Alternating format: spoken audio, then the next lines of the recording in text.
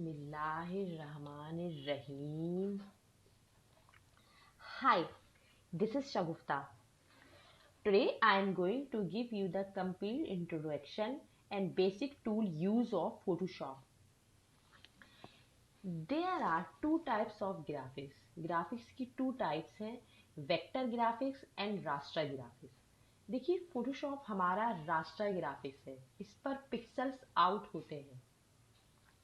अब पिक्सल्स क्या हैं? पिक्सल्स देखिए कुछ छोटे छोटे रंगीन नुकात होते हैं जिस पर पिक्चर मौजूद होती है या कोई भी ऑब्जेक्ट मौजूद होता है. जब हम वो ऑब्जेक्ट या जब हम वो पिक्चर बड़ी करते हैं तो पिक्सल्स हमारे बाहर आ जाते हैं. ठीक है. तो फोटोशॉप में अगर आप कोई ऑब्जेक्ट डिजाइन कर रहे हैं या कोई भी पिक्चर बना रहे हैं, पिक्चर की एडिटिंग कर रहे हैं या कोई आपने लोगो बनाया तो उसका एक्चुअल साइज आपको पता होना जरूरी है.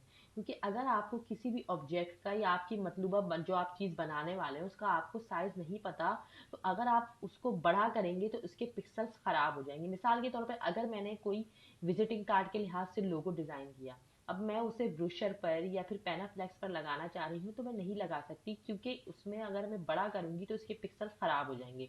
तो हमें एक्चुअल साइज अपने मतलूबा ऑब्जेक्ट जो हम बनाने वाले हैं उसका पता होना जरूरी है. देखिए फोटोशॉप नाम से ही जाहिर है. फोटोशॉप बेसिकली फोटो एडिटिंग का सॉफ्टवेयर है. हम इस पर बहुत अच्छी फोटो एडिटिंग कर सकते हैं. पिक्चर कोई और सी हो, आप बैकग्राउंड कोई और सा लगा लें, फेमस पर्सनैलिटी के साथ अपनी पिक्चर अटैच कर लें, बॉडी किसी और की हो, आप फेस उस पर कोई और सा लगा लें. जैसे स्टूडेंट्स काफ़ी ज़्यादा करते हैं कि बॉडी किसी और की है, फेस उस पर सलमान खान का लगा दिया. फोटोशॉप पर हम दाग धब्बे दूर कर सकते हैं, दाने दूर कर सकते हैं, आइस कलर चेंज कर सकते हैं. इस पर कलर कम्बाइनेशन बहुत अच्छा है. नाक नक्शे अच्छे किए जा सकते हैं. फेमस पर्सनैलिटी के साथ अपनी पिक्चर अटैच की जा सकती है. हर उस पर मतलब कि हर लिहाज से बहुत अच्छा है. बस एक मुकाम पर ये फेल होता है कि जब हम इस पर पिक्चर बड़ी करेंगे तो पिक्सल्स आउट हो जाते हैं. तो काइंडली आपको इसमें कोई भी ऑब्जेक्ट डिज़ाइन करें तो उसका एक्चुअल साइज पता होना ज़रूरी है. तो हम स्टार्ट करते हैं. सबसे पहले इस पर काम स्टार्ट करने के लिए फाइल मेन्यू में जाएंगे और न्यू फाइल लेंगे. अब देखिए डिफरेंट टाइप्स के साइजेस आ रहे हैं. रिसेंट साइज है. इसके अलावा अगर आपको कोई साइज बहुत ज़्यादा आपके काम के लिहाज से आप प्रोफेशनली काम करते हैं और उसमें वो साइज बहुत ज़्यादा यूज़ होता है तो आप इस पर सेव भी कर सकते हैं. मैं भी इस पर सेव बताऊंगी कि आपको किस तरह सेव करना है. अच्छा, फ़ोटो के हवाले से अगर आपको साइज़ चाहिए तो ये देखें तमाम फ़ोटो के हवाले से साइज़ हैं. आप इसमें पासपोर्ट साइज़ हो गया. इसके अलावा बहुत सारे साइजेस हैं. फ़ोटो के हवाले से सारे साइजेस हैं. तो आप इसमें फ़ोटो के हवाले से साइज़ ले सकते हैं. जब आप किसी स्टूडियो वगैरह में अगर आप कोई पिक्चर अपनी जो है प्रिंट करवानी होती है तो देखते हैं वो आपको साइज बताता है या आप उसे साइज बताते हैं कि हमें भाई इस साइज में निकालो. तो ये तमाम फोटो के हवाले से साइजेस हैं. प्रिंट के हवाले से अगर कोई साइज चाहिए तो ये प्रिंट के हवाले से है. लेटर साइज है, लीगल है, A4 A3. ये नॉर्मल आपने उसमें सुने होंगे. मतलब कि अगर आप वर्क करते हैं प्रोफेशनली या फिर वैसे वर्क करते हैं तो ये तमाम प्रिंट के हवाले से साइज है. अगर आपको प्रिंट के हवाले से साइज चाहिए तो आप यहाँ से ले सकते हैं. आर्ट एंड इलिस्ट्रेशन के हवाले से साइज चाहिए तो वो आप ले सकते हैं यहाँ से. वेब डिज़ाइनिंग के हवाले से साइज आ रहे हैं कि अगर आप कोई वेब डिज़ाइनिंग के हवाले से काम कर रहे हैं, कोई बैनर वगैरह बना रहे हैं या वेबसाइट का लेआउट डिज़ाइन कर रहे हैं तो वेब के हवाले से तमाम साइजेस यहाँ अवेलेबल हैं. मोबाइल के हवाले से साइजेस आ रहे हैं. फिल्म एंड वीडियो के हवाले से साइजेस आ रहे हैं. तो फिलहाल मैं अभी रिसेंट साइजेस पे चली जाऊँगी. अच्छा, उसके बाद ये फाइल का साइज आ रहा है. आप जो भी काम करें उसके फाइल का साइज, सॉरी फाइल साइज नहीं, फाइल नेम आ रहा है. आप जो भी काम करें उसमें फाइल का नाम यहाँ ज़रूर दें. अगर अभी नहीं देना चाह रहे तो फाइल बाद में जब सेव करेंगे उस वक्त उसका नाम दे दें तो नेक्स्ट टाइम आपको फाइल सर्च करने में प्रॉब्लम नहीं होगी. अच्छा, अब इसमें विद और हाइट आ रही है. अब आप जो भी मैंने आपको बताया है कि अगर आप इस पर कोई ऑब्जेक्ट डिज़ाइन कर रहे हैं या कुछ भी बना रहे हैं तो उसका आपको एक्चुअल साइज़ पता होना ज़रूरी है. तो उसका साइज़ हम कहाँ से लेंगे? देखिए यहाँ ये विद आ रही है और यहाँ हाइट आ रही है. अभी आप पे डिपेंड करता है. देखिए ये पिक्सल्स में आ रहा है. अगर आप इसकी ये आपको साइज़ इंच में पता है तो आप मतलब इसका स्केल चेंज कर सकते हैं. इंच में कर सकते हैं, सेंटीमीटर में कर सकते हैं, मिलीमीटर में कर सकते हैं. तो जिसमें भी आपको करना हो आप यहाँ से कर सकते हैं. बाय डिफ़ॉल्ट ये पिक्सल्स में है तो इसलिए मैं पिक्सल्स में ही कर रही हूँ. अच्छा, उसके अलावा और खुद से विद और हाइट आप यहाँ की ले लें। विद और हाइट मतलब अपने साइज अपने फाइल का आप यहाँ से ले सकते हैं जो आपका मतलूबा साइज है। और उसके अलावा फिर आप इसको यहाँ देखिए, ये ऑप्शन आ रहा है एरो का, उसको आप यहाँ से क्लिक करेंगे तो ये सेव का ऑप्शन मांगेगा कि आपने जो साइज लिया है, आपने जो लेआउट अभी डिजाइन किया है वो साइज आपको सेव करना है, तो आप इसको सेव कर सकते हैं नाम देख। लेकिन मैंने अभी कोई, मुझे मतलूबा साइज सेव नहीं करना, तो that's why I will click cancel. ठीक है। अच्छा, इसके बाद ये ऑप्शन आ रहा है, देखिए ओरिएंटेशन आ रहा है, ये लैंडस्केप आ रहा है, पोर्ट्रेट आ रहा है। अगर आपने वर्ड सीखा हुआ है तो आपको उसमें बताया गया होगा, मैं फिर भी बता देती हूँ। देखिए, अगर आप पोर्ट्रेट पे काम करेंगे तो उसकी लेंथ की मतलब लेंथ ज़्यादा होगी, विथ कम होगी। और लैंडस्केप में काम करेंगे तो उसकी विथ ज़्यादा होगी और लेंथ कम होगी। ठीक है जी। अच्छा, रेजोल्यूशन आ रहा है यहाँ, रेजोल्यूशन 1 इंच में 72 पिक्सल्स की गुंजाइश है। ठीक है जी। कलर्स आ रहे हैं यहाँ, कलर्स में कलर मोड क्या है, RGB colour. RGB stand for red green blue, electronic media colours है ये। ठीक है जी। अच्छा, 8 बिट आ रहा है। नॉर्मली हम जो वर्किंग करते हैं वो 8 बिट पर ही हो रही होती है। बैकग्राउंड कंटेंट्स आ रहा है, बैकग्राउंड यानी जो आप फाइल लेंगे उसका बैकग्राउंड कलर क्या हो। देखिए, बाय डिफॉल्ट वैसे वाइट ही होता है, आप ब्लैक भी ले सकते हैं बैकग्राउंड कलर। अगर अपनी मर्जी से कोई चूज करना है यहाँ से आप वो कर सकते हैं, या अंदर भी जाके मैं आपको बैकग्राउंड कलर जो है देना बताऊंगी। ट्रांसपेरेंट बैकग्राउंड लेना है वो ले लें। अभी मैं यहाँ से वाइट ही क्लिक कर रही हूँ, वाइट क्लिक किया और मैंने क्रिएट कर दिया। अच्छा जी, देखिए ये इस तरह से फाइल आ रही है। अगर आपको दूसरी फाइल लेनी है, कोई और साइज लेना है, आप कोई और साइज ले सकते हैं। देखिए, जिस भी तरीके का आपको साइज लेना है, अभी तो मैं देखिए फर्जी काम कर रही हूँ, कोई भी साइज में ले सकती हूँ यहाँ से और क्रिएट कर दूंगी। अच्छा, देखिए सबसे ऊपर जो बार आ रही है इसको कहते हैं हम टाइटल बार। इस पे नाम शो हो रहा है, टाइटल बार है। और उसी के साथ देखिए टाइटल बार, इसके साथ ये साइड पे टाइटल बार है और ये मेन्यू बार है जिसपे तमाम ऑप्शन शो हो रहे हैं। ये ऑप्शन बार है और ये टूल्स बार। अगर आप न्यू हैं फोटोशॉप में या स्टूडेंट्स हैं तो काइंडली इन बार्स वगैरह के नाम लिख लीजिए। कि देखिए, जब भी आप कोई भी सॉफ्टवेयर करते हैं, अगर आपको उसकी बेस मजबूत है तो आप उस सॉफ्टवेयर में आगे बहुत अच्छा काम कर सकते हैं। और अगर आपकी बेस मजबूत नहीं तो फिर आपको सॉफ्टवेयर में करने में ही प्रॉब्लम होगी। मिसाल के तौर पे अगर देखें, ये मैं कोई भी काम स्टार्ट करूँ उसमें ये ऑप्शन बार होनी ज़रूरी है, टूल बार होनी ज़रूरी है। अगर ये बार्स नहीं होंगी तो मैं तो यही ढूंढने में लग जाऊंगी, तो आगे काम क्या कर सकूंगी। ये जहन नशीन कर लीजिए, या फिर अगर आप स्टूडेंट्स हैं या फिर आप नए सीखने वाले हैं तो इनका नाम लिख लीजिए। तो ये इस बार को हम ऑप्शन बार कहेंगे और ये टूल्स बार है। अगर बाय डिफॉल्ट कभी ऐसा हो कि ये ना आ रही हो तो आपको इसको लाना आना चाहिए। कैसे आएगी, विंडो में जाकर देखें। अगर मैं ऑप्शन पर से टिक हटा दूँ तो ये ऑप्शन बार चली गई। विंडो में जाकर अगर मैं टूल्स पर से टिक हटा दूँ तो ये टूल्स बार चली गई। हमने विंडो में जाकर क्या क्लिक कर दिया, ऑप्शन क्लिक कर दिया तो ये ऑप्शन बार आ गई। विंडो में जाकर हमने टूल्स क्लिक कर दिए तो ये टूल्स बार आ गई। देखिए, हम फोटोशॉप पर कोई भी काम स्टार्ट करेंगे, 2 बार का वर्क हर सूरत से होता है, ऑप्शन बार और टूल बार। टूल बार में से हम ऑप्शन लेते हैं अपनी एडिटिंग करने के लिए या डिज़ाइनिंग करने के लिए या कोई भी ऑब्जेक्ट बनाने के लिए। और जो भी हम ऑब्जेक्ट बना रहे होते हैं या कोई डिज़ाइनिंग कर रहे होते हैं तो ऑप्शन बार उसकी प्रॉपर्टी आपको डिफाइन करेगी। ऑप्शन बार हमेशा चेंज हो जाती है सिलेक्टेड ऑब्जेक्ट के मुताबिक। ठीक है। फर्ज करें, देखिए जैसे मैंने यहाँ से देखिए ये ऑप्शन है। अब देखिए ये फोटोशॉप के इस वर्जन में ये भी अच्छा है कि आप किसी भी ऑब्जेक्ट पर जो है, किसी भी ऑप्शन पर माउस की पॉइंटिंग डिवाइस लेके जाएं तो ये उसका नाम भी बता देता है और उसका यूज़ भी जो है एक आपको वीडियो की शक्ल में दिखा रहा होता है। मैंने माउस की लेफ्ट क्लिक प्रेस करके रखी और यहाँ से रेक्टेंगल मार्क्यू टूल ले लिया। ठीक है। रेक्टेंगल मार्क्यू टूल लेने के बाद मैंने इसको ड्रॉ किया। माउस की लेफ्ट क्लिक से मैं क्या करूँगी, इसको ड्रॉ कर दूंगी। अच्छा जी, ड्रॉ करने के बाद हम जो है, अब देखिए अगर ये जब हमने ड्रॉ किया तो देखिए एक सिलेक्शन ये मूव होती हुई नजर आ रही है। तो अब हम जितना भी काम करेंगे वो इस सिलेक्शन के अंदर ही होगा, सिलेक्शन के बाहर नहीं होगा। अब देखिए जैसे ही मैंने ये टूल लेकर ड्रॉ किया, देखिए ऑप्शन बार इसकी आपको प्रॉपर्टी बता रही है। सबसे पहले देखिए, मैंने इसमें अगर कलर करना है तो कलर करने के लिए मैं क्या करूँगी, इसमें देखिए दो जो है बाय डिफॉल्ट इसमें देखिए ये 2 कलर आ रहे होते हैं। ब्लैक और वाइट, जो ऊपर वाली स्क्रीन का कलर होता है वो कौन सा कलर होता है, फोरग्राउंड कलर होता है, और नीचे वाली स्क्रीन का कलर है वो क्या है, वो बैकग्राउंड कलर है। ठीक है, तो ये जो फोरग्राउंड कलर है, अगर आप इसको ब्लैक के बजाय चेंज करना चाह रहे हैं, माउस की लेफ्ट क्लिक से इसको क्लिक करेंगे, और क्लिक करने के बाद देखिए आप इसमें जो है डिफरेंट टाइप्स के ना कलर आ रहे हैं। अब देखिए, अब मैं इस पे जो है, इस रेड कलर है, रेड कलर में ही अगर मैं इसको लाइट करना चाह रही हूँ, अगर हमें मैं इसको डार्क देना चाह रही हूँ, डार्क कलर, देखिए जो न्यू में कलर बन रहा है वही ओके करेंगे तो वो कलर क्या होगा, बाहर आ जाएगा। ठीक है, मुझे रेड नहीं चाहिए, अगर मुझे ब्लू चाहिए तो मैं ये ब्लू क्लिक कर दूंगी। ब्लू क्लिक किया मैंने, अब देखिए इसमें भी वेरिएशन आ रही है। आपको जैसा कलर चाहिए हो आप, यहाँ बनता जा रहा है, जब आपका मन पसंदीदा कलर बन जाए तो आप क्या कर देंगे, ओके कर देंगे। ठीक है, इसी तरह नीचे वाली स्क्रीन का वाइट, जैसे ये अभी बैकग्राउंड कलर है, अगर आप इसको कोई और कलर देना चाह रहे हैं तो आप यहाँ से क्लिक करें और कोई और कलर बना सकते हैं। मैं फिलहाल अभी वाइट ही दे रही हूँ। अच्छा देखिए, मैंने इसमें कलर देना है, आप वैसे भी कलर दे सकते हैं ऑप्शन की मदद से, लेकिन मैं ये जो मैंने अभी रेक्टेंगल ड्रॉ किया है, मुझे ये कलर इसमें अप्लाई करना है।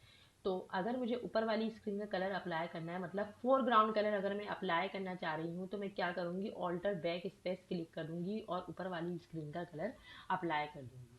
ठीक है। अच्छा, अब उसके अलावा देखिए मैंने ये कलर अप्लाई कर दिया। अगर मैंने फोरग्राउंड कलर अप्लाई नहीं करना, नीचे वाली स्क्रीन का कलर अप्लाई करना है, देखिए मैं इस पे कलर दूसरा दे देती हूँ, क्योंकि अगर मैं ये वाइट बैकग्राउंड के ऊपर ही एक और सिलेक्शन के अंदर वाइट दूंगी तो फिर ये आपको फील नहीं होगा। कंट्रोल बैक स्पेस से हम बैकग्राउंड कलर देते हैं। ठीक है जी, दोबारा देख लीजिए, ऑल्टर बैक स्पेस, ये शॉर्टकट की आप लिख लीजिए या आप जहन नशीन कर लीजिए, ताकि जब आप काम कर रहे हैं, कोई ऑब्जेक्ट बना रहे हैं, तो शॉर्टकट की मदद से आपका काम जल्दी और आसानी से हो जाएगा। तो ऑल्टर बैक स्पेस से ऊपर वाली स्क्रीन का कलर दिया, और कंट्रोल बैक स्पेस से नीचे वाली स्क्रीन का कलर हम दे सकते हैं। ठीक है, अब देखिए ये सिलेक्शन आ रही है, ये सिलेक्शन ख़त्म करने के लिए हम आगे काम नहीं कर सकते, क्योंकि अभी ये सिलेक्शन आपको बता रही है कि इसमें आप मज़ीद काम करेंगे, ये सिलेक्शन मतलब सिलेक्टेड एरिया में ही काम हो सकता है। तो सिलेक्शन ख़त्म कैसे करेंगे, सिलेक्ट में जाकर डी सिलेक्ट कर देंगे, या कीबोर्ड से शॉर्टकट की कंट्रोल डी है। अच्छा, अब देखिए इसमें अगर आपने कोई काम किया और आपको बैक जाना है, मतलब फर्ज करें मैंने कोई काम किया और मुझसे काम मेरा गलत हो गया, मैं एक स्टेप पीछे जाना चाह रही हूँ, तो मैं क्या करूँगी, कंट्रोल जेड से मैं पीछे जा सकती हूँ। कंट्रोल जेड से आप एक स्टेप क्या कई स्टेप पीछे जा सकते हैं, और कंट्रोल ऑल्टर जेड से हम फिर आगे आ सकते हैं। देखिए दोबारा से वही हो गया। अब मैं दोबारा पीछे पीछे बैक बैक जाना चाह रही हूँ, control Z control Z control Z करती जाऊंगी। अब देखिए, ये देखिए स्टार्ट मैंने देखिए इसी तरह किया तो बैक बैक होके खत्म हो गया। अच्छा, अब देखिए बाय डिफ़ॉल्ट दोबारा से मुझे कलर लेकर आने हैं, तो मैं बाय डिफ़ॉल्ट दोबारा से, ये देखिए ये स्क्रीन आ रही है, ये इस पर क्लिक कर दूंगी तो बाय डिफ़ॉल्ट कलर कौन से हैं, ब्लैक और वाइट है। अब देखिए मैंने तो यहाँ रेक्टेंगल टूल बनाया था यहाँ से, तो इसलिए उसमें कलर आ रहा था। अब मैं डायरेक्ट इस पेज पर कलर देना चाह रही हूँ तो उसमें भी दे सकती हूँ, ऑल्टर बैक स्पेस, ऊपर वाली स्क्रीन का कलर देखें, जैसे कलर कोई और हो यहाँ तो वो भी आ सकता है, ऑल्टर बैक स्पेस से ऊपर वाली स्क्रीन का और कंट्रोल बैक स्पेस से नीचे वाली स्क्रीन का। ठीक है जी। अच्छा, अब देखिए इसमें अगर हम यहाँ से कोई भी ऑब्जेक्ट लेते हैं, जैसे हमने एक्स वाई जेड रेक्टेंगल ले लिया, ओवल टूल ले लिया, तो देखिए ये यहाँ जो है इसकी प्रॉपर्टी आ रही है। मैंने आपको पहले भी बताया कि अगर आप यहाँ से कोई भी ऑब्जेक्ट सेलेक्ट करते हैं तो उसकी प्रॉपर्टी ऊपर ऑन हो जाती है, उसी के लिहाज से ऑप्शन बार उसकी प्रॉपर्टी आपको बता रही होती है। आप टेक्स्ट टूल लेंगे तो टेक्स्ट की प्रॉपर्टी बता रही होगी। अभी तो फिलहाल मैंने राइट नाउ यहाँ से एलिप्टिकल मार्की टूल यानी ओवल टूल लिया है, या रेक्टेंगल टूल ले लें, आप कुछ भी ले लें। मैंने जैसे देखें ये एलिप्टिकल मार्की टूल लिया और इसको लेकर माउस की लेफ्ट क्लिक कंटिन्यू प्रेस करते हुए ड्रॉ किया और अब छोड़ दिया। देखिए इसमें फर्स्ट ऑप्शन जो आ रहा है, इसमें नॉर्मल सिलेक्शन का आ रहा है, न्यू सिलेक्शन या नॉर्मल सिलेक्शन एक ही बात है। अब इसमें जो है हम जो नॉर्मल काम कर रहे होते हैं वो न्यू सिलेक्शन या नॉर्मल सिलेक्शन पे काम कर रहे होते हैं। नेक्स्ट इसमें आ रहा है ऐड टू सिलेक्शन। अच्छा, ऐड टू सिलेक्शन क्या है ये आपको समझना ज़रूरी है, क्योंकि अक्सर अगर आप काम कर रहे होते हैं तो बाय डिफॉल्ट अगर इससे पहले किसी ने जो है ऐड टू सिलेक्शन पे काम किया है तो ऐड टू सिलेक्शन पर ही हुआ होता है, तो फिर आप आगे इसमें आपके काम में प्रॉब्लम हो रही होती है। ऐड टू सिलेक्शन क्या है, देखिए कि अगर आप एक सिलेक्शन आपने बनाई, देखिए अभी तो देखिए नॉर्मल सिलेक्शन पर है, तो अगर एक सिलेक्शन बना रही हूँ और उसके साथ दूसरी सिलेक्शन बना रही हूँ, देखिए पहली सिलेक्शन खत्म हो गई, देखिए पहली सिलेक्शन खत्म हो गई। जैसे मैं आपको कलर देके बताऊँ, देखेंगे अब ये सिलेक्शन है, मैंने एक और सिलेक्शन बनाई तो देखिए वाली सिलेक्शन खत्म हो गई। मैं कंट्रोल जेड से पीछे जाके आपको समझाती हूँ। लेकिन अगर मैं यहाँ ऐड टू सिलेक्शन क्लिक करूँगी तो मल्टीपल सिलेक्शन एक साथ बनाने के लिए होता है। आगे मैं फोटो एडिटिंग में भी आपको ये बताऊंगी, जब मेक ओवर बताऊंगी। तो देखिए जैसे मैंने एक सिलेक्शन बनाई और ऐड टू सिलेक्शन मतलब कि सिलेक्शन, कई सिलेक्शन जमा होती जाएंगी एक साथ, एक सिलेक्शन पहले वाली सिलेक्शन को खत्म नहीं करेंगी जैसे नॉर्मल सिलेक्शन में होता है। अब देखिए जैसे मैंने ये इसमें एक और सिलेक्शन बनाई, देखिए वो भी इसमें ऐड हो गई, फिर दूसरी सिलेक्शन बनाई वो भी इसमें ऐड हो गई। तो जितनी चाहे आप सिलेक्शन एक साथ बना सकते हैं ऐड टू सिलेक्शन की मदद से। अब देखिए मैंने इस पर कलर दिया, अब आप देखेंगे एक साथ कई सिलेक्शन ऐड हो सकती है। अब मैंने कंट्रोल जेड से बैक चली गई क्योंकि मैं अब आपको नेक्स्ट समझाऊंगी। नेक्स्ट है इसमें हमारा subtract from selection. Subtract from selection क्या होता है, एक सिलेक्शन से दूसरी सिलेक्शन को माइनस करना। देखें जैसे मैंने ये यहाँ एक ये रेक्टेंगल बनाया, ठीक है। अब मैं इसमें से कोई सिलेक्शन माइनस करना चाह रही हूँ तो एक और ऑब्जेक्ट बना दूंगी। एट ऐड टू सिलेक्शन से क्या होता है कि कोई ऑब्जेक्ट बनाए तो वो सिलेक्शन उसमें ऐड हो जाती है। अब अगर मैंने देखिए रेक्टेंगल टूल लिया या रेक्टेंगल टूल के अलावा इलिप्टिकल मार्की टूल, कोई भी टूल, मैं फिलहाल अभी आपको समझा रही हूँ कि जैसे ये सब्सट्रैक्ट सिलेक्शन पे मैंने क्लिक कर दिया, अब एक और रेक्टेंगल मैं इसके अंदर बना दूँ तो ये सिलेक्शन ना इसमें ऐड होगी और ना पहले वाले टूल की तरह पहली सिलेक्शन खत्म करेगा। ये क्या होगी, सिलेक्शन इसमें से माइनस हो जाएगी, सब्सट्रैक्ट हो जाएगी। देखें बीच में आपको रेक्टेंगल वाजे तौर पे नजर आ रहा है कि इसने उसमें से काट दिया, वो सिलेक्शन उसमें से माइनस कर दी। ठीक है, समझ में आ गया आपको। कंट्रोल जेड से मैं फिर पीछे गई। नेक्स्ट हमारे पास है इंटरसेक्ट विद सिलेक्शन। ये दो सिलेक्शन का सेंटर सिलेक्शन सिलेक्ट कर देता है। देखें जैसे हमने ये एक ओवल बनाया, फिर उसके बाद दोबारा एक ओवल बना दिया। अब देखिए सेंटर की जो सिलेक्शन थी इसने क्या की, सिलेक्ट करके माइनस कर दी। ठीक है जी। अब देखिए मैंने कलर दे दिया। अच्छा, इसके बाद एक ऑप्शन आ रहा है फेदर। फेदर क्या होता है, किसी भी ऑब्जेक्ट के कॉर्नर को सॉफ्ट करने के लिए यूज होता है। अगर किसी भी ऑब्जेक्ट के या आप जो चीज़ ड्रॉ कर रहे हैं उसके कॉर्नर सॉफ्ट करना चाह रहे हैं तो आप उस पर फेदर अप्लाई कर सकते हैं। ठीक है जी। फेदर बाद अगर ऐसा होता है कि स्टूडेंट्स काम कर रहे होते हैं और कहते हैं कि मिस हमें बहुत प्रॉब्लम हो रही है, देखिए हमने ये रेक्टेंगल ड्रॉ कर रहे हैं और उसके कॉर्नर बिल्कुल ख़राब आ रहे हैं। उससे पहले देखें अगर किसी ने जैसे फेदर हमने 50 दिया हुआ है, यहाँ फेदर के हमने 50 लिखा और अब इस पर ड्रॉ करेंगे तो ये क्या होगा, देखिए इसके कॉर्नर किस कदर राउंड आ रहे हैं। और जब हम इस पर कलर अप्लाई करेंगे, ऑल्टर बैक स्पेस से मैंने इस पर कलर दिया, वो भी देखिए कितनी स्प्लिट फॉर्म में फैला हुआ कलर आ रहा है। तो अगर हम कोई सीनरी वगैरह में, जैसे मैं आपको बताऊंगी, या कोई भी चांद वगैरह का इफेक्ट देना चाह रहे हैं, मून का इफेक्ट जिसमें रोशनी फैलती हुई नजर आए, कॉर्नर सॉफ्ट करने के लिए बेसिकली हम ये फेदर यूज करते हैं। लेकिन नॉर्मली अगर आपको उसका यूज नहीं पता तो आपके काम में बहुत प्रॉब्लम होगी। अक्सर स्टूडेंट्स को ये प्रॉब्लम होती है कि वो कोई ऑब्जेक्ट डिजाइन कर रहे हैं तो उसके कलर सही नहीं आ रहे हैं। तो जब तक आप ये फेदर जीरो नहीं करेंगे तो इसके राउंड कॉर्नर आएंगे और कलर भी फैला हुआ आएगा, और फेदर जितना आप देंगे उतने ही कॉर्नर ज्यादा राउंड होंगे, उतना ही कलर स्प्लिट फॉर्म में यानी फैला हुआ आएगा। तो फिलहाल तो अभी मैं यहाँ फेदर जीरो कर रही हूँ क्योंकि फेदर का यूज मैं आपको बता चुकी हूँ कि ये कॉर्नर सॉफ्ट करने के लिए होता है। जीरो कर दिया मैंने। ठीक है जी। जीरो करने के बाद मैं कंट्रोल जेड गई। अब देखिए मैं कोई भी ऑब्जेक्ट डिजाइन करूँ, जैसे मैंने ये डिजाइन किया, ऑल्टर बैक स्पेस से कलर दिया, अब देखिए कलर बिल्कुल सही है। ठीक है जी। नेक्स्ट जो सबसे ज़रूरी कॉन्सेप्ट है इसके अंदर वो है लेयर्स का। देखिए फोटोशॉप की वर्किंग 100% लेयर्स पर वर्क होता है।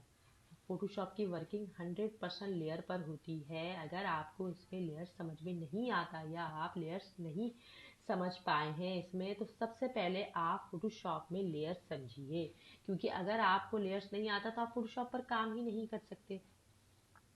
फोटोशॉप वर्किंग ही लेयर्स पर बेस करती है। देखिए कोई भी अगर आप फाइल लें या कोई भी आप पिक्चर लें, आपको लेयर्स समझ में आना चाहिए। लेयर्स का पैनल देखिए यहाँ आ रहा है। अगर आपको ओपन करना है तो आप कैसे ओपन करेंगे, विंडो में जाकर लेयर्स क्लिक करेंगे, कीबोर्ड से शॉर्टकट की F7, विंडो में जाकर ही अगर आप, मैंने दोबारा से लेयर्स क्लिक किया क्योंकि मैंने एक बार क्लिक कर दिया था तो लेयर्स पैनल चला गया था। जब भी हम फाइल लेते हैं तो उसकी एक तमाम जो आप काम कर रहे हैं वो लेयर्स की सूरत में यहाँ पता चल रहा होता है। अगर आप लेयर्स पे काम नहीं करेंगे, बैकग्राउंड पे काम करेंगे, फर्ज करें जैसे जैसे मैंने यहाँ से एक, मैं फिर बता रही हूँ लेयर्स आप बहुत गौर से सुनिए, अगर आपको लेयर्स नहीं समझ में आएगा तो आप फोटोशॉप पर वर्क नहीं कर सकते। देखिए जैसे मैंने यहाँ से इलिप्टिकल मार्क्यू टूल लिया और लेकर ड्रॉ किया और उसमें कलर दे दिया। अब देखिए मैंने कोई लेयर नहीं ली, कंट्रोल डी से सिलेक्शन खत्म की। यहाँ एक टूल आ रहा है मूव टूल। मूव टूल लिख लीजिए, समझ लीजिए। मूव टूल किसी भी ऑब्जेक्ट को मूव करने के लिए होता है। इस पे हम फोटोशॉप पे बहुत ज़्यादा वर्क करेंगे। मूव टूल तकरीबन हर क्लास में ही मूव टूल का वर्क होता है। मूव टूल किसी भी ऑब्जेक्ट को मूव करने के लिए होता है। देखने मूव टूल लिया, ये ऑब्जेक्ट मूव नहीं हो रहा। क्यों नहीं हो रहा? देखिए इसमें आपको मैसेज भी दे रहा है क्योंकि आपने जो वर्किंग की है वो बैकग्राउंड पर की है। अब बैकग्राउंड देखिए लॉक होता है, इस पर कोई भी ऑब्जेक्ट मूव नहीं किया जा सकता या ट्रांसफॉर्म का भी यूज नहीं किया जा सकता। ट्रांसफॉर्म क्या है, आपने पिछले भी ऑब्जेक्ट में जो है, सॉरी पिछले भी सॉफ्टवेयर में पढ़ा होगा कि ट्रांसफॉर्म किसी भी ऑब्जेक्ट को छोटा करने के लिए, बड़ा करने के लिए या घुमाने के लिए होता है। अब देखिए एडिट में ट्रांसफॉर्म का ऑप्शन आ रहा है और कीबोर्ड से शॉर्टकट की कंट्रोल टी भी है। देखेंगे ट्रांसफॉर्म का ऑप्शन आ रहा है लेकिन ये अभी विजिबल नहीं आ रहा है क्योंकि अभी इसे मूव कर नहीं सकते एक्चुअली। तो कंट्रोल टी कीबोर्ड से शॉर्टकट की है ट्रांसफॉर्म की। बहरहाल मैं अभी आपको लेयर समझा रही हूँ कि अगर आपने कोई लेयर नहीं ली और बैकग्राउंड पे कोई भी ऑब्जेक्ट ड्रॉ कर लिया, बना लिया, तो ना आप उसे मूव टूल से मूव कर सकते हैं और ना ही उस पर ट्रांसफॉर्म अप्लाई कर सकते हैं। इसलिए कोई भी काम आप करें तो उसे ईजिली मूव करने के लिए, उसमें इजीली एडिटिंग करने के लिए, उसका साइज छोटा बड़ा करने के लिए आपको लेयर्स लेना ज़रूरी है, वरना आपका काम ख़राब हो जाएगा। तो कंट्रोल जेड से पीछे जाते हैं। लेयर्स कैसे लेंगे? देखिए इसी पैनल में एक नीचे ऑप्शन आ रहा है क्रिएट अ न्यू लेयर का। सबसे पहले आप कोई भी काम करें तो यहाँ से लेयर लें। क्लिक किया मैंने, देखिए एक लेयर ऐड हो गई। अब मैंने यहाँ से जैसे एक रेक्टेंगल लिया, कलर में दूसरा ले लेती हूँ।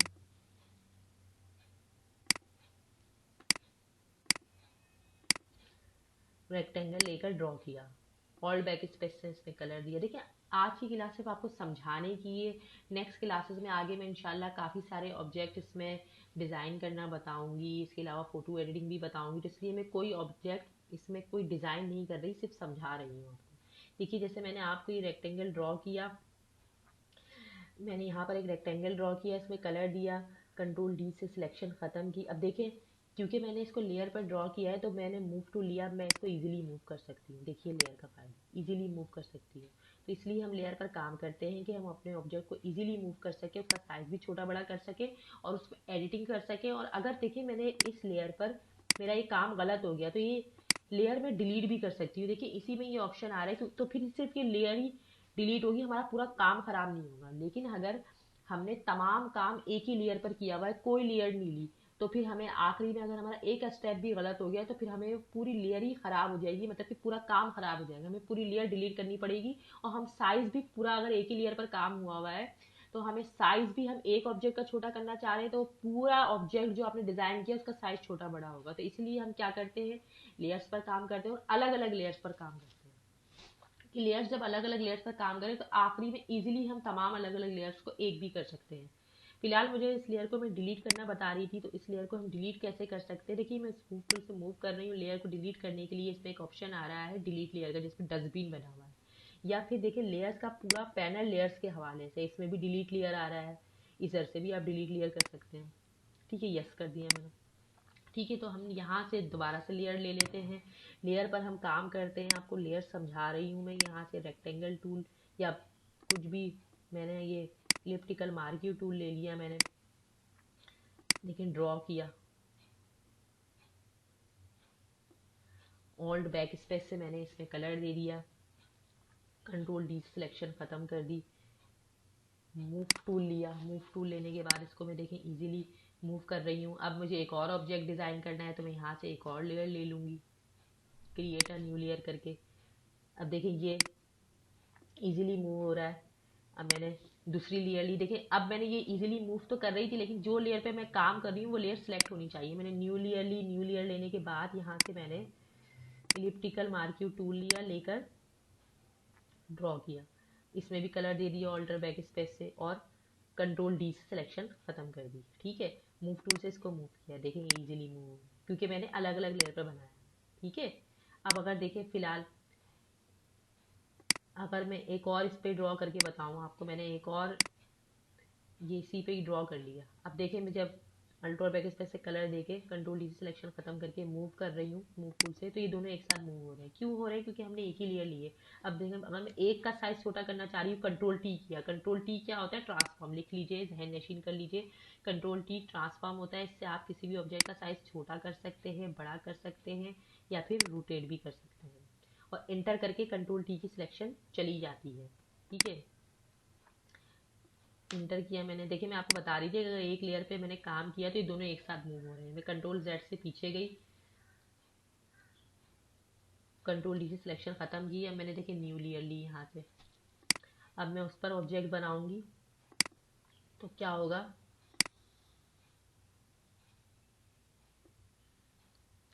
ऑल्टर बेस से कलर दिया। अब देखेंगे अलग अलग मूव हो रहे हैं। देखें इसको मैं फ़ायदा क्या हुआ कि मैं अलग अलग, देखें अगर मैं किसी का साइज स्पेसिफिक साइज छोटा बड़ा करना चाह रही हूँ किसी ऑब्जेक्ट का, तो मैं छोटा बड़ा कर सकती हूँ। अच्छा देखिए बाज़ औक़ात ऐसा होता है कि हमने 10-12 लेयर्स पर काम किया हुआ है। मिसाल के तौर पे मैंने एक और लेयर ले ली यहाँ, अगर यहाँ मैंने कुछ और ये ड्रॉ कर लिया, कलर दे दिया। अब देखिए मूव टूल से तो हम मूव कर सकते हैं, लेकिन देखिए मूव टूल में भी जो है ना, ये जब हम मूव टूल लेंगे तो इसकी प्रॉपर्टी आ रही है यहाँ, ये ऑप्शन बार डिफाइन कर रही है। इस पर लिखा हुआ है ऑटो सेलेक्ट। अगर ऑटो सेलेक्ट पर टिक नहीं लगा हुआ होगा, देखिए अगर मैं फिलहाल मैं इसको मूव करना चाह रही हूँ, चलिए ये मूव हो रहा है। अब मैं इसको नहीं, इसको मूव करना चाह रही हूँ तो ये मूव नहीं हो रहा। इसको मूव करना चाह रही हूँ, ये भी मूव नहीं हो रहा, वही मूव हुआ जा रहा है। क्यों? क्योंकि वो सिलेक्ट उसी की लेयर हुई थी। अब हमने अगर 50 लेयर पर काम किया हुआ है, तो हम कैसे ढूंढेंगे कि अलग अलग लेयर पर काम है तो हमें इसकी लेयर कौन सी, क्योंकि लेयर सिलेक्ट होगी तो मुझे ये ऑब्जेक्ट मूव कर सकती हूँ ना मैं। तो आप मूव टूल लेकर ऑटो सेलेक्ट लेयर पे जब टिक लगाएंगे, तो ऑटो सेलेक्ट लेयर पर टिक लगाने के बाद आप जो ऑब्जेक्ट सेलेक्ट करेंगे उसी की लेयर सेलेक्ट हो जाएगी। देखिए अब 50 लेयर पर आपने काम किया हुआ, आपको ढूंढने की ज़रूरत नहीं है, ये खुद ही आप जिस ऑब्जेक्ट को सिलेक्ट करेंगे उसकी लेयर सेलेक्ट हो जाएगी। अब देखिए मैंने अपना काम कर लिया, ये अलग अलग लेयर्स पर काम हुआ हुआ है। अब मैं इसको एक साथ मूव करना चाह रही हूँ और मुझे इसमें कोई एडिटिंग भी नहीं करनी है। तो मैं क्या करूँगी, कंट्रोल के साथ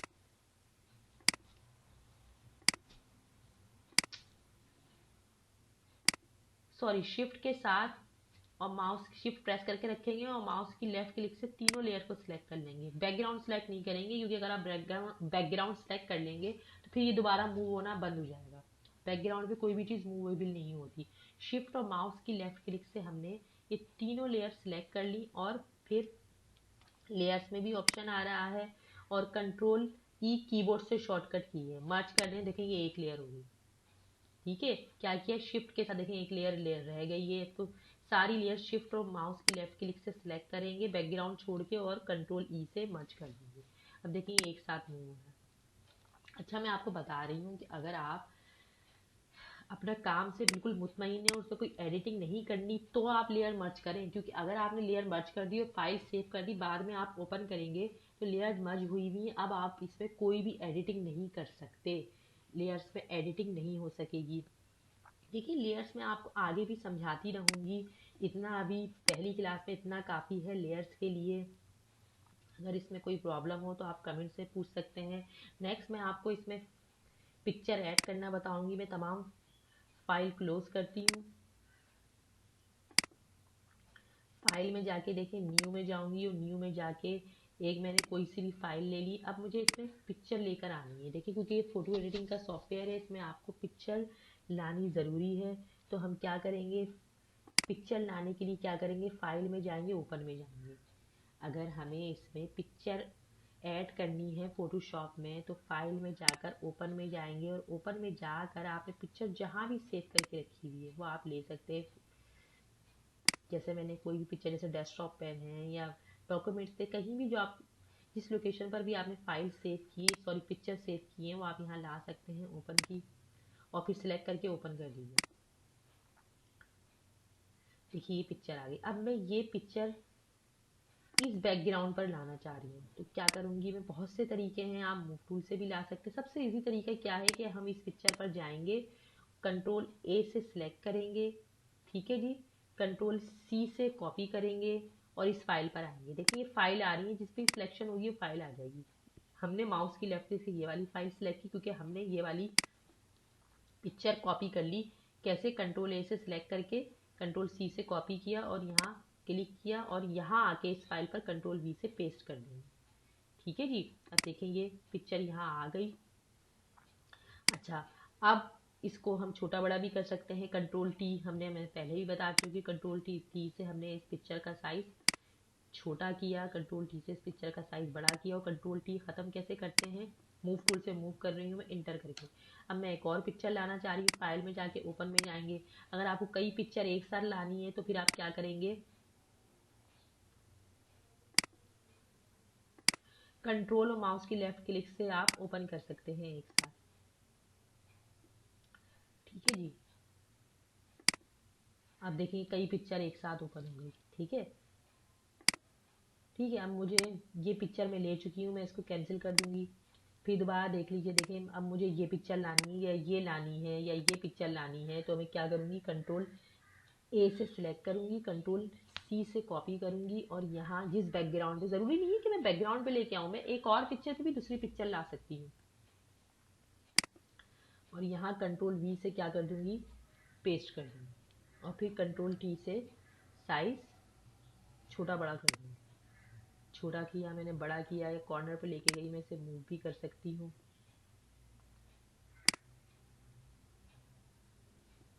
ठीक है जी। या मैं इसे मूव कर दूँ, इंटर किया मैंने। अगर इसको मुझे मूव करना है, इसको सिलेक्ट किया, ऑटो लेयर सिलेक्ट हो जाएगी। देखिए अब जब मैंने पिक्चर ली, उसकी भी जब हम कॉपी पेस्ट कर रहे हैं, इसकी भी लेयर यहाँ ऐड होती जा रही है। इसमें लेयर लेने की ज़रूरत नहीं होती, जब पिक्चर वगैरह कॉपी पेस्ट करते हैं तो इसकी लेयर खुद ब खुद ऐड होती है। कोई ऑब्जेक्ट बना रहे हैं तो उसमें आपको बहुत केयरफुली होकर लेयर लेना होता है और लेयर का ध्यान रखना होता है, ठीक है जी। समझ में आ गया आप लोगों के। इसके अलावा मैं आगे आपको इसमें सिलेक्शन बनाना बताऊंगी कि डिफरेंट टाइप्स की सिलेक्शन कैसे बनाते हैं और उसमें अलग दूसरे चेंज बैकग्राउंड पर मतलब कैसे हम पिक्चर लेके जा सकते हैं। काफ़ी सारी चीज़ें मैं फ़ोटोशॉप में सिखाऊंगी। कोई भी सॉफ्टवेयर जब मैं आपके लिए स्टार्ट करती हूँ तो उसका इंट्रोडक्शन आपको क्लियरली देती हूँ, फिर आगे उसकी मज़ीद क्लासेस बताती हूँ, क्योंकि जब तक आपको इंट्रोडक्शन समझ में नहीं आएगा, आगे की क्लासेस आपको समझ में नहीं आएंगी। अगर आपको इस क्लास में कोई भी प्रॉब्लम, कोई भी मसला हो, आप बार बार पूछ सकते हैं कमेंट्स में। और वीडियो को शेयर करें, लाइक करें और चैनल सब्सक्राइब करना ना भूलें, क्योंकि आगे आने वाली क्लास की हर नई नोटिफिकेशन आपको मिलेगी। आप चैनल सब्सक्राइब करें और बेल आइकन पर क्लिक कर दें। अपनी दुआओं में याद रखें। अल्लाह हाफिज़।